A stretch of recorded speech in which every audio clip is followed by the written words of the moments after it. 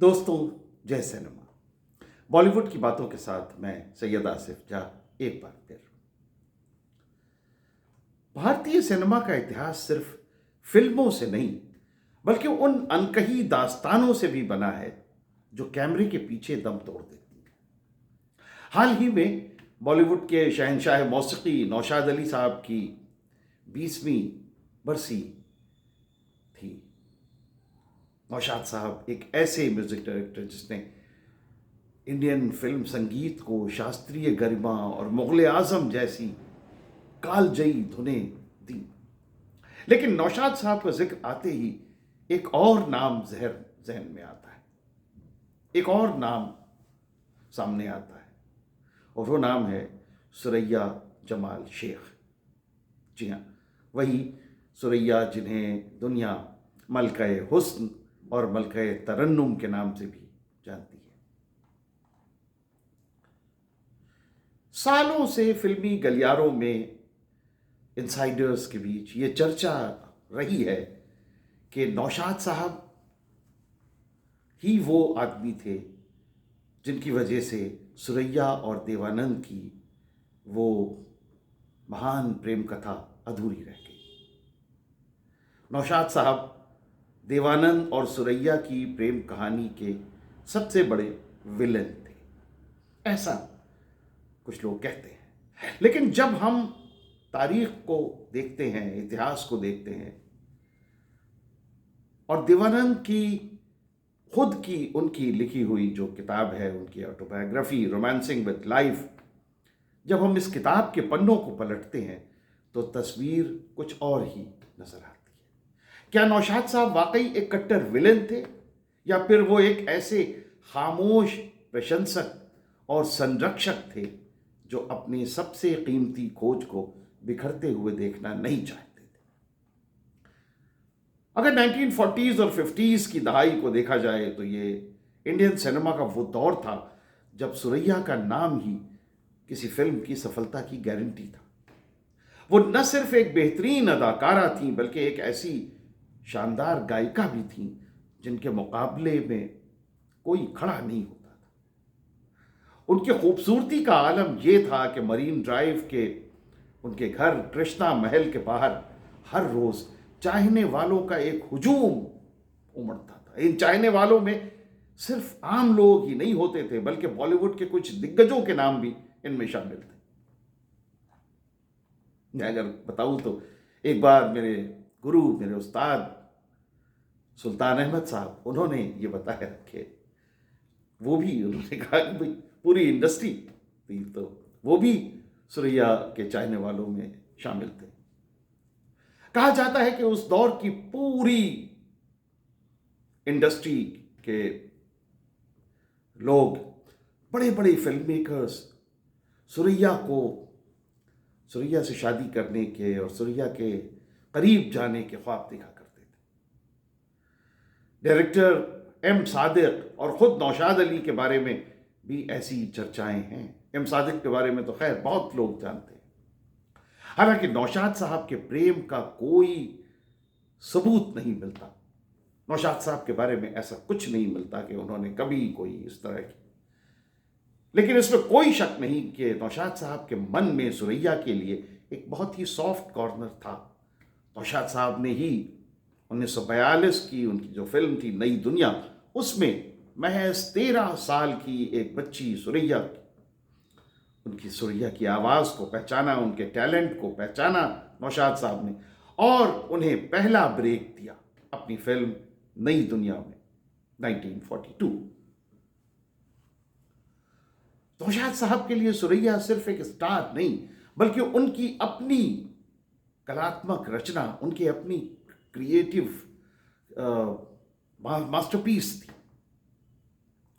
नौशाद साहब और सुरैया के बीच का ये रिश्ता एक मेंटर और एक प्रोटेगी, एक गुरु शिष्य के जैसा था। नौशाद साहब ने अनमोल घड़ी, दर्द, दिल लगी और दास्तान जैसी फिल्मों के जरिए सुरैया के टैलेंट को सराहा, निखारा और शिखर तक पहुंचाया। जब कोई उस्ताद किसी शागिर्द को इतनी बारीकी से तराशता है तो ये नेचुरल है कि एक तरह का लगाव भी पैदा हो जाता है।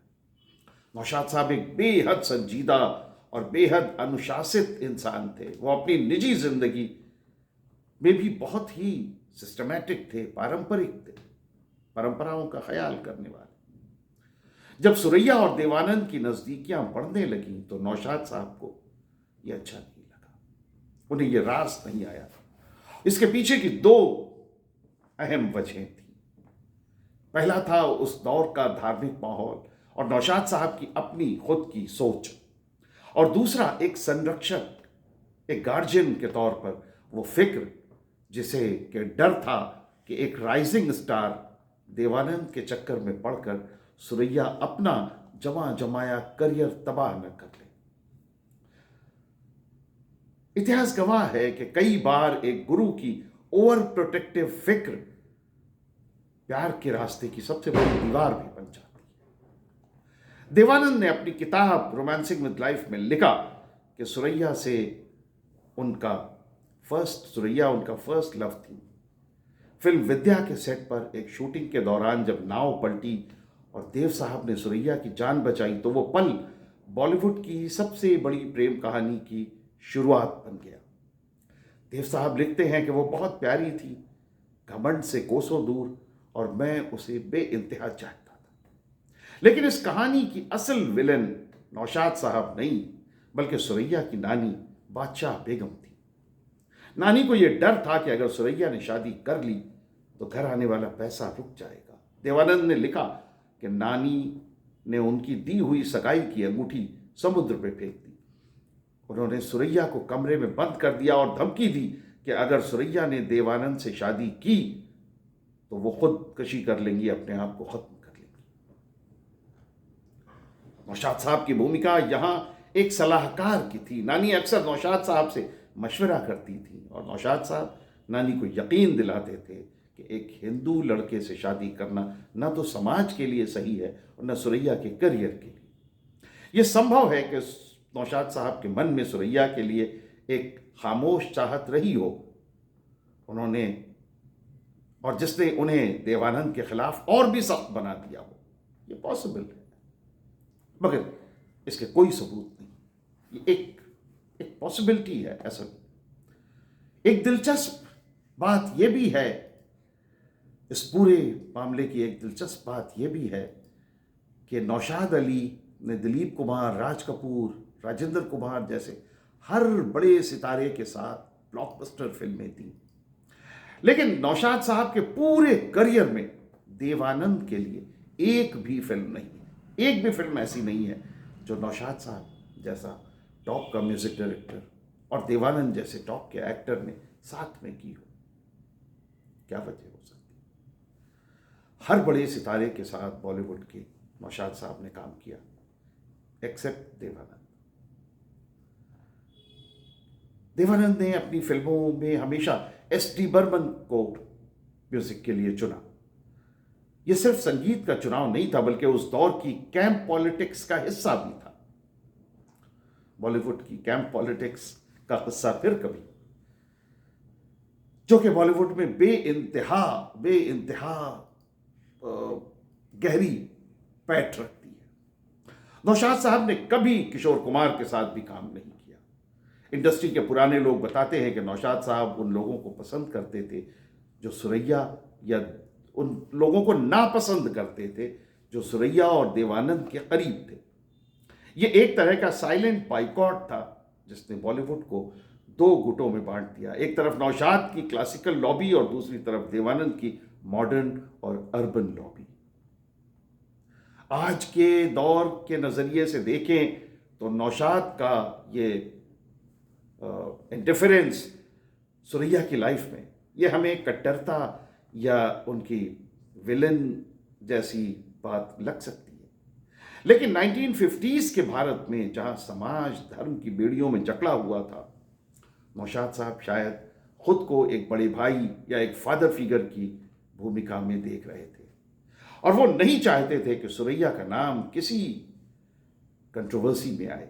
हालांकि उनके इस कठोर रवैये और धमकियों की, जैसा कि कुछ सूत्रों का दावा है कि उन्होंने देवानंद को जान से मारने की बात कही थी, सुरैया को इमोशनली तोड़ कर रख दिया। मगर ये सब बात, ये सारी बातें नफरत की सियासत का हिस्सा लगती हैं, क्योंकि नौशाद साहब एक संगीत से जुड़े नर्म और शांत किस्म के इंसान थे।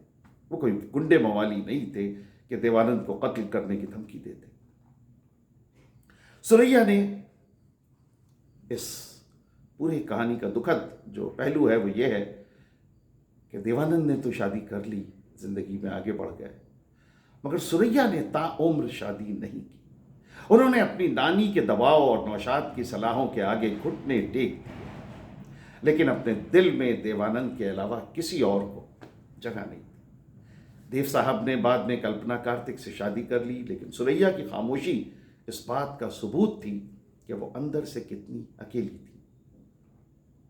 नौशाद साहब का संगीत आज भी हमें सुकून देता है, लेकिन उस संगीत की गहराई में कहीं ना कहीं वो कड़वाहट भी छुपी है जिसने एक प्रेम कहानी का गला घोंट दिया। नौशाद साहब विलेन थे या नहीं, इसका फैसला इतिहासकार अपनी अपनी तरह से करेंगे, लेकिन एक बात तय है कि वो एक ऐसे मेंटोर जरूर थे जो अपनी शिष्या को खोने के डर से इतने इनसिक्योर हो गए थे कि उन्होंने उसे खुशियों से ही दूर कर दिया। सुरैया की मौत के बाद जब देवानंद से पूछा गया तो उन्होंने कहा कि मैंने दूर से ही आंसू बहाए, क्योंकि मैं अपनी नोजी को उस बेजान हालत में नहीं देखना चाहता था। ये प्रेम कहानी हमें सिखाती है कि कभी कभी महान कलाकार भी इंसानी कमजोरियों और इनसिक्योरिटीज से ऊपर नहीं उठ पाते। नौशाद अली का नाम जहां संगीत की दुनिया में सुनहरे अक्षरों में रहेगा, वहीं इस अधूरी दास्तान के साथ भी उनका नाम हमेशा जुड़ा रहेगा। जय सिनेमा, जय। Thank you very much for watching.